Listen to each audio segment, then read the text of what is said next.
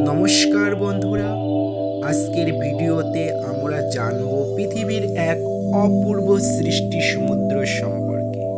চলুন শুরু করি। সমুদ্র পৃথিবীর প্রায় ৭১% জায়গা জুড়ে রয়েছে। সমুদ্রের পানি লবণাক্ত এবং এতে অসংখ্য সামুদ্রিক প্রাণী বসবাস করে, যেমন মাছ, তিমি, ডলফিন, প্রবাল ইত্যাদি।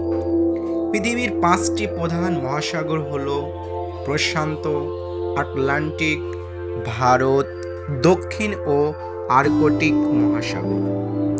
সমুদ্র আমাদের অর্থনীতিতে গুরুত্বপূর্ণ ভূমিকা রাখে। মাছ আমাদের খাদ্যের প্রধান উৎসগুলোর সমুদ্রপথে বেশিরভাগ পণ্য পরিবহন করা হয়। এছাড়া কক্সবাজার ও কুয়াকাটার মতো সমুদ্র সৈকত পর্যটকদের আকর্ষণ করে। সমুদ্র পরিবেশ রক্ষায় গুরুত্বপূর্ণ। এটি কার্বন ডাই অক্সাইড শোষণ করে এবং জলবায়ু নিয়ন্ত্রণে সাহায্য করে।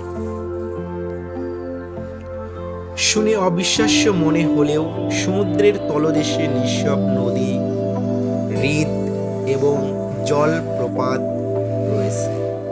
যখন সমুদ্রের লোনা পানি এবং হাইড্রোজেন সালফাইড যুক্ত পানি একীভূত হয়, তখন তা চারপাশের পানির চেয়ে ঘন হয়ে যায়। ফলে সমুদ্রের নিচেই আলাদা এক ধরনের পানির ধারা বা হ্রদ তৈরি হয়, যা নিঃসব পার এমনকি ঢেউ থাকে। মাউন্ট এভারেস্টকে আমরা উচ্চতম বললেও গোড়া থেকে মাপলে প্রশান্ত মহাসাগরের তলদেশে নানা মৌনা কেয়া আগ্নেয়গিরিটি উচ্চতায় এভারেস্টের চেয়েও বড়।